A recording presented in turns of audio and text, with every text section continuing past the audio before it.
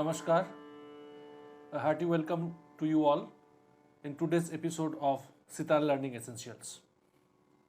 Today we are going to discuss about Chhut Taans and the practice behind that we need to do to gain certain level of competency in this type of Taans.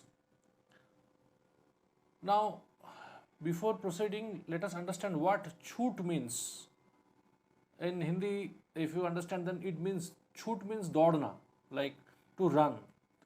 But in musical terms, when generally there are certain Taans, mostly the Sapat Taans, which use consecutive notes, right? So there can be cases where we use skip notes. For an example, if we do sa re ga re sa, so we are using consecutive notes. Now if we do sa ga re sa, then we are skipping the note re in between sa and ga, and we are directly jumping from sa to ga. Now this distance between sa to ga, there is one note in between which is re. Now we can do sa ma. So I am using Kalyan That because we will demonstrate certain movements following Rag Yaman. That's why I have chosen Kalyan That, that means Tivrama. I am using Tivrama and remaining all notes Shuddha. So, Sa Ma Ga Re Sa, Sa Ma Ga Re Sa, Sa Pa. So this distance can increase. Sa Pa Ma Ga Re Sa, Sa Da Pa Ma Ga Re Sa, Sa Ni Da Pa Ma Ga Re Sa. Now, as the distance becomes longer, it becomes difficult to play, because to jump from one note to another note and at the accurate position, because our finger cannot be on any other note or on the fret, but not in any other position. It should be accurate. Precisely, your finger position should be here to have it knee, and directly jumping from sa to knee in a medium or fast pace itself is a challenge. So for that, we need to have some practice, and we will discuss what are those practice we need to do to achieve certain level of clarity and accuracy, perfection in this area. Okay, so for that, we can first do this Badhat practice. For an example, sa re sa, sa ga re sa, sa ma ga re sa, sa pa ma ga re sa, sa da. So every time we are starting from sa and we are increasing the distance. First re, then to ga, jumping to ga, then coming back, then jumping to ma, then coming back through consecutive notes. So this is the ascending mode, right? So from lower note I am jumping to higher note. This is the ascending. Also there is another possibility that I am having a Chhut in descending mode. For an example, ni ga ma da ni sa. Generally ascending Chhut is more usual, and people sing or play in this mode. But we need to understand this is also possible. For an example, sa sa re ga ma pa da ni sa.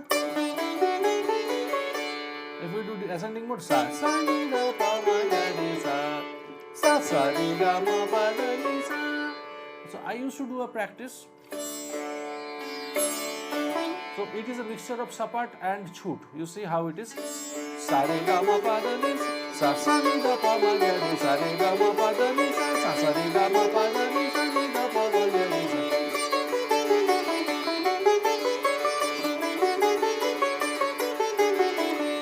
Slowly. Sa sa ni da pa ma ga re sa, re ga ma pa da ni sa, sa re ga ma pa da ni sa, ni da pa ma ga re sa. So this is one block. So this needs to be repeated. So you see, ascending sa to sa, Chhut also I am doing, and descending sa to sa also I am working on, right? So let me play this.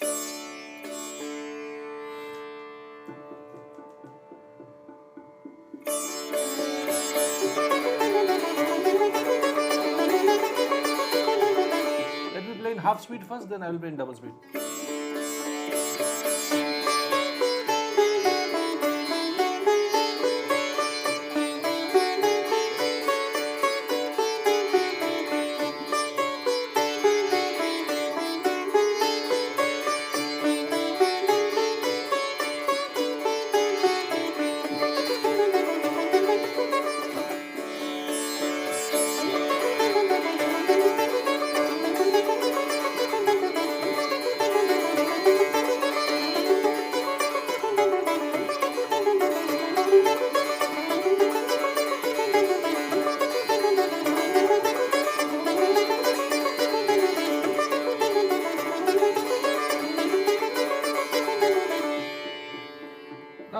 it from sa to sa, you can practice from knee to knee, just in the principle of murchana. You can do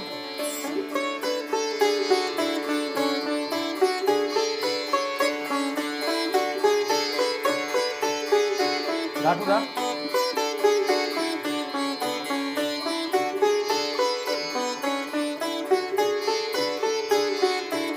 pa to pa,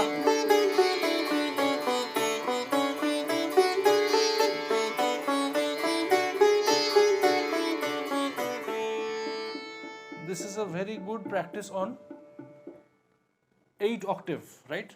Pa to pa I am going, sa to sa I am going for a big jump. So you can practice this, which is a combination of sapat and chhut movement. Now there are paltas also which we can form and practice to achieve accuracy in skip note movements, long distance jump movements. I am giving you one example, so you can build similar patterns and form palta and you can practice. One of the example is, I am telling you the number pattern of the palta. 1 2 1 3 1 2 1 3 1 2 1 4 1 2 1 5 4 3 2 1. It is a long one. 1 2 1 3 1 2 1 4 1 2 1 5 4 3 2 1. So this is sa re sa ga sa re sa ma sa re sa pa ma ga re sa. From re, if I do re ga re ma re ga re pa re ga re dha pa ma ga re. From ga, ga ma ga pa ga ma ga dha ga ma ga ni dha pa ma ga ma pa ma dha ma pa ma ni ma pa ma sa ni dha pa ma pa dha pa ni pa dha pa sa pa dha pa re sa ni dha pa pa ni dha sa ga ni dha re dha ni dha ga re sa ni dha. And its descending is ga re ga sa ga re ga ni ga re ga dha ni sa re ga re sa re ni re sa re dha re sa re pa dha ni sa ni sa ga sa ni sa pa sa ni sa ma pa dha ni sa ni dha ni pa ni dha ni ma ni dha ni ga ma pa dha ni ga pa dha ma dha pa dha re ga ma pa dha pa ma pa dha pa ma pa re pa ma pa sa re ga ma pa ma dha ma re ma ga ma sa ma ga ma ni sa re ga ma ga re ga ni ga re ga dha ni sa re ga re sa re ni re sa re dha re sa re pa dha ni sa ni sa dha sa ni sa pa sa ni sa ma pa dha ni sa. So whenever we do a palta, as I mentioned in my previous sessions also, don't confine yourself between sa to sa, because this is not the ultimate boundary. So we need to extend at least from lower octave, the second fret or first fret, to last fret or the last but one fret. We need to practice. So if I play this,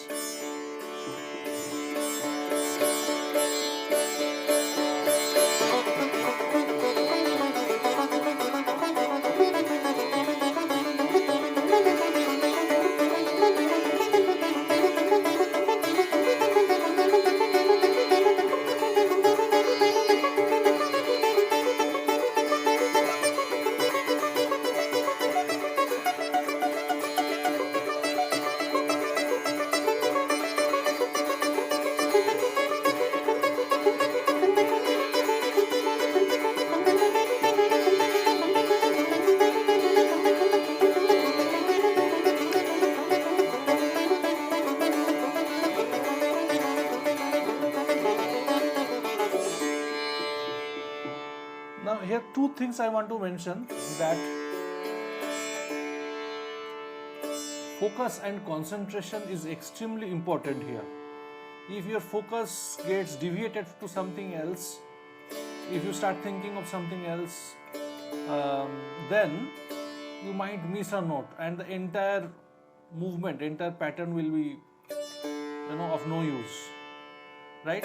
So you have to have focus, particularly in the initial phase. You have to have the focus on the notes, what will be the pattern, what is the starting point. With practice, once it gets into your subconscious, then your hands will play automatically, and your conscious mind is not required. Involvement of your conscious mind is not required in the execution. But initially, for practicing this kind of chhut or distant movements, you need to focus. And another thing I want to mention, what I have seen among students while practicing these patterns, the accuracy of the notes somehow is not maintained properly, particularly. So distant note, after that again you have to come back. So the distant note becomes either blur or hazy or very mild. So these notes are not prominent enough, distant notes. So you have to practice in slow tempo so that accuracy and prominence of each of the notes are maintained properly.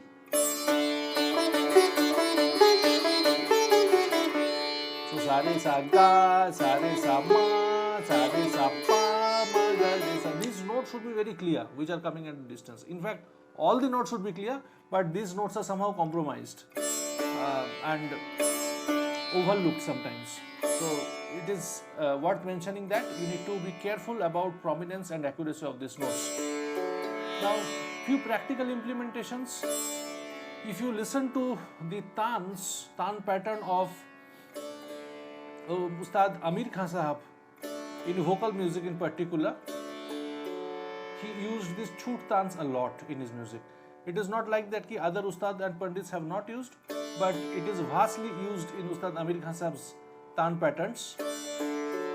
And if you listen to Sitar, you will find it in Ustad Rais Khan Sahab's music, and also in Ustad Vilayat Khan Sahab's Taans, you will find lot of Chhut Taans. Few examples.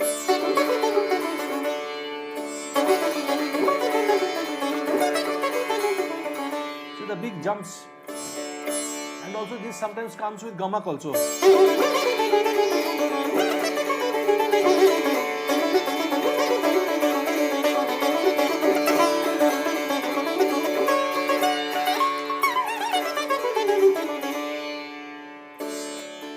So this kind of movements you might have noticed in the Taan patterns.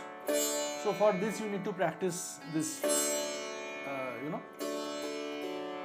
things to make your hand ready for long distance gaps in between notes.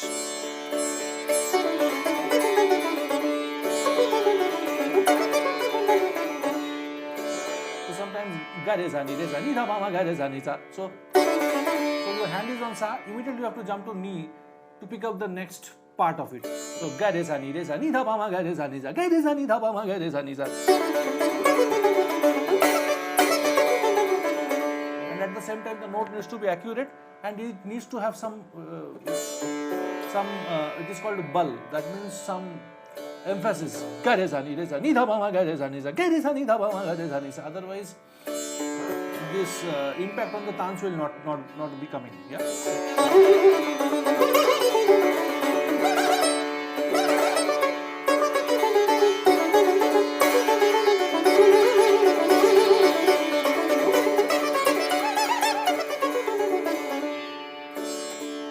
Also, you might have seen this kind of pattern.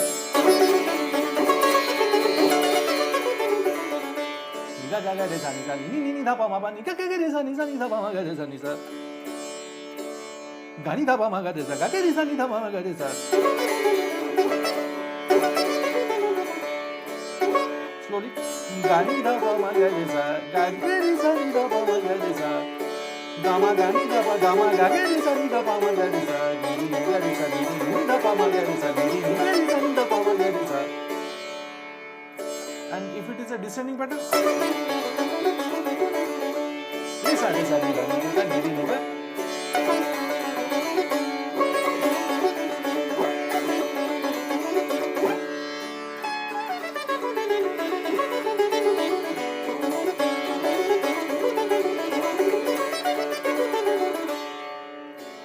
these are the some of practical implementations of Chhut, and you might be observing that the Taans are generally starting with Chhut, or Chhut movements are there in the middle, but essentially they are being concluded with a Sapat Tan. So that is the nature of the Taans, that we can't end with this long distant things.